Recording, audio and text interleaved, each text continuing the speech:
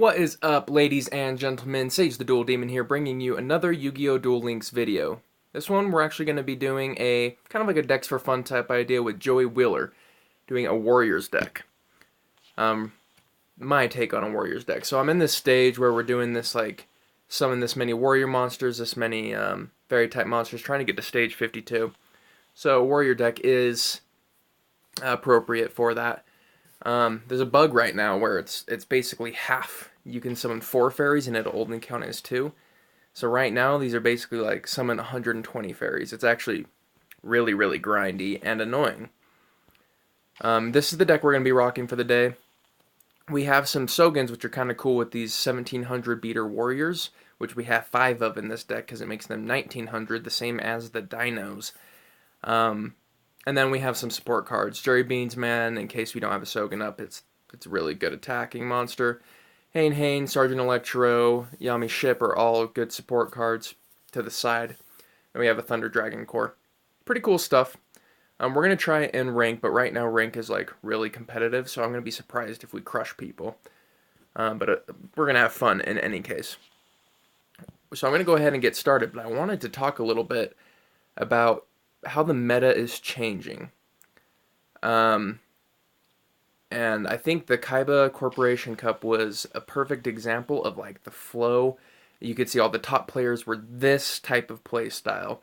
The next 1,000 players were this play style, which is kind of cool that we had that tournament so we could see where the meta's at. And the big thing about the meta, it seems that it's gotten slower since the release of the new pack, and I have worries that it's going to get even slower with the potential Yugi coming out with Exodia, which is a win condition where you want to stall, and then I think it was Merrick with a new win condition as well that is also stalling. So that's 2 new win conditions that are based on stall tactics. So the meta might get even slower, which is kind of, it can be good or it can be bad. I would really like to see it be balanced, to be honest with you.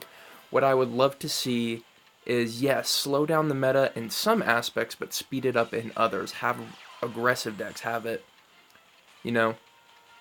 be very polarized, making it interesting, is what I would really like to see. So he uses a Dweller in the Depths. I'd probably like to get over it with Ryoroku. I'm going to let it go through. Send him back up. I'll use it next turn maybe, when he has 2 monsters. Something like that. We'll figure it out.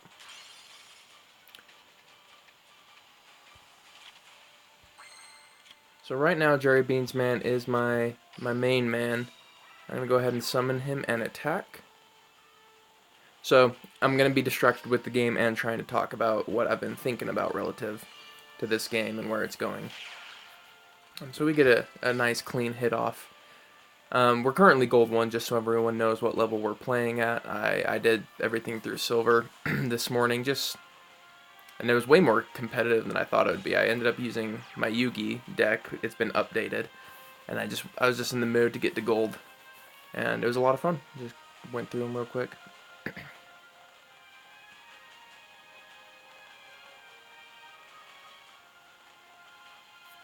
So he doesn't attack, which is a smart move on his part, because it could have been a mirror wall, but it wasn't a mirror wall, so I'm going to activate this, see if he has a Twister. I think he does, actually. If I am to telegraph that, I think it's a Twister. I'm going to summon, the Warrior Digreffer. Activate good old Ryoroku. It has been with me for a long time, and it has never stopped being amazing. Ryoroku is a great card. So, potential Windstorm could be annoying, but we'll Windstorm back. We'll kind of have the second Windstorm initiative, which will be nice. I'm going to attack with my main monster first, my bigger attack monster. So if it's a Michiziru, I'll still get a punish off if it... So is this game. Warrior deck coming through. We get the win. Sorry, guys. It's really hard to keep track of these two trains of thought at the same time. But I'll keep going. Keep giving you guys some gameplay. Get at least one more game in there. But what was clear from the Kaiba Corporation event is that dinos are no longer top tier. So what's great about dinos is that they were a really cheap, good deck. And that's why everybody ran it. I mean, people get a lot of shit for playing dinos, but at the end of the day, there's a reason. It's inexpensive, so it's really accessible to free-to-play players. And it still was good, but what we found through the Kaiba Corporation event is once you got to, I don't know what exactly it was, maybe the top. Oh, that's a bad hand. I have a bad hand. What we found was that the top players weren't using Rex much at all. They were mostly focusing on Bandit Keith, and I've talked about this before, that Bandit Keith's ability is always going to be a top tier ability. Whereas, like, say, this Power of Dark that we're currently looking at right now is not a top tier ability. Because while it was good right at the beginning, because 300 or 200 points of attack meant so much, as we get more developed in the game, more cards are released, 200 attack isn't going to make that big of a difference, and card advantage and swapping out cards is going to always be a huge deal. And what's basically happened is that with such good support that we currently have, with trap cards, spell cards, econs, all the support just outweighs attack right now. I'm going to activate Ryoroku. I love Ryoroku. It's a lifesaver. We'll get over a mirror wall, but he might have an Atekwa. Luckily, we have an order to charge for his turn, so we have some plays. But unless we draw a polymerization, our hand is pretty dead. Drawing those two Thunder Dragons is not the best. I actually might consider taking the Thunder Dragons. That was a big misplay. I was just distracted with my talking, but I really needed to set order to charge. Pretty badly. But we never know. Maybe it'll end up helping us out in the end. Sometimes funny things like that happen. When I was first playing, when I went through my first Platinum push, there weren't a ton of support cards I had to deal with. The worst was Mirror Wall. And, you know, not everybody had 2 to 3 Mirror Walls, and I could just run a couple Trap Jammers and be fine. So that was really, it's like order to charge right now would be so stupid good. And it's really unfortunate I made that misplay, but that's my fault, and I accept it as such. So I kind of gave up the game on this one, to be honest with you. We have a Atekwa to save us. I love a Atekwa. Probably my favorite trap card in the game. Anyways, so yeah, I was saying the most I had to deal with was Mirror Wall, Windstorms of Atekwa, but nowadays it's completely different. You have to deal with so much more, and it's not just about dominating the battlefield like it was. Now it's basically when both sides can counter perfectly, they have such great counters, it's kind of like, man guys, this sucks. But what I was saying is when both sides can counter so well, you have these two counter play styles where both people are waiting for the other person to punch before they do anything. It makes for some really stally games. Man, I'm just like, that order to charge would have made all the difference in the world here. And so this is a loss. Unfortunately, kind of a dumb loss, but a loss all the same. I am one of the 200,000 new people with a prismatic enemy controller, but no one wants to farm Pegasus all day, so who can blame me? We'll do one more game. So anyways, what I was saying is we're moving into kind of like a counter meta, and it makes for slower games.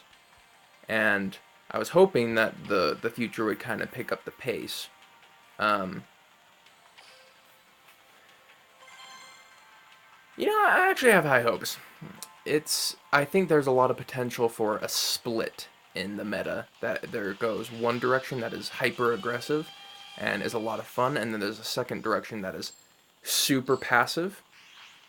And it's almost like think about the Weevil Parasite deck versus a Dino deck. Take those two dynamics, but shoot them down different lanes. That's what I kind of expect to see.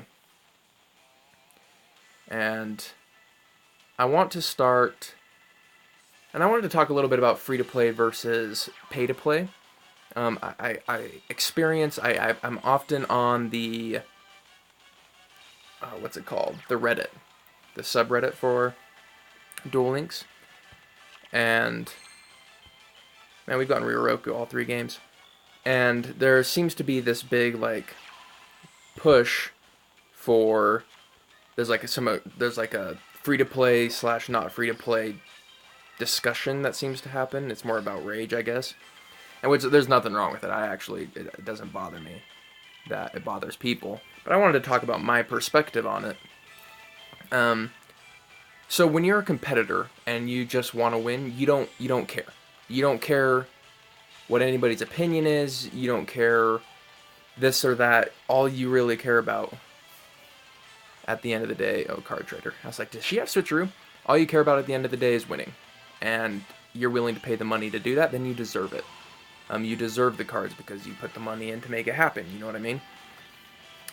So I think it's okay if you want to put $300 in to have 3 Mirror Walls and 3 Karibos. Good on you. And I don't want to fight that when, even if I'm a mostly free-to-play player, which I consider myself a mostly free-to-play player, I just acknowledge that I'm not the most competitive of people out there. Some people are willing to put hundreds of dollars in this game to be competitive. I'm not, so it's just natural for me not to compete with them. What I think free-to-play players can, and in my case should, focus on is I'm gonna set a Karibo. Is all the fun that this game has to offer. Yes, there's like, it's probably gonna go for the Karibo with this, or the Hain, sorry. There are some decks that are just plain bad, like the new Gradius archetype is just bad, but it's cheap and it's fun. There are 2 stars that are cheap and fun. There's new fairy fiends. There's fairies. I mean, there is tons of stuff to sink your teeth into. But at the end of the day, I'll battle with first. Okay. I knew that could happen, but I like to attack with the stronger one first, even though that sometimes ends up being that. Because it's less punishable in other ways.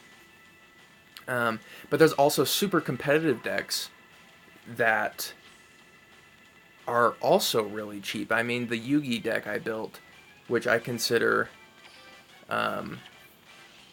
very competitive, was cheap as heck. And yes, okay, so I admit you can't. A player who is paying, excuse me, can use the same deck better because they have better support cards like more Mirror Walls and things like that. I still think it is fair to say that a free-to-play player can be competitive, especially if they're doing anti-meta stuff. And I read that the top players became almost an anti-meta or anti-meta. So it's kind of fun that it happens that way. So this time the Thunder Dragon comes through. So that was kind of a scattered. I know I was just speaking the thoughts as they came to me. It was kind of scattered. I think at the end of the day, what I'm mostly trying to say is, don't get caught up in the frustrations of what it means to be a free-to-play player. Yes, you don't have as good as cards, but you have $300 more than they do, you know what I mean? Focus on what you can control, and that's you can make a free-to-play competitive deck by basing it off of the anti-meta. For example, when I was going for King of Games, I feel like I was actually specifically when I got to Platinum the season before I got King of Games. Um, I did not have mirror walls or any good traps. I had nothing. I was brand new at the game. I think my best trap was reinforcements. But I was able to compete with people who had mirror walls because I just teched in trap jammers. And so the whole point I'm trying to make is don't waste your time just being angry at the game when it's obviously built this way for a reason. The players who are paying are supporting the payers who aren't. They're the 20% who let the 80% free to players play. So let them have the better cards, man. They're supporting the game. And in the meantime, you just focus on you. You focus on making your deck perfect for what you're trying to accomplish, whether that's just having a good time or whether that is doing some anti-meta and battling those. I mean, you're going to be a badass for taking out paying players when you're free to play. That just makes you all the more rad. So anyways, I guess the only reason I bring this up is that I see a lot of the rage and don't resonate with it myself. Anyways, I hope this helps anybody who is struggling with that. Oh, cool. This guy's name is Duel King. Totally distracted, just like a cat there.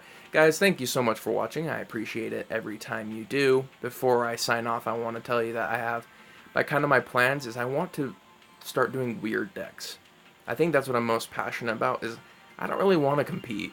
I might do some meta deck breakdowns. I might do some strategy videos, but I think I want to do some like weird stuff like Gradius and 2-star, some weird jazz. I'm currently working on getting the packs I need to do that.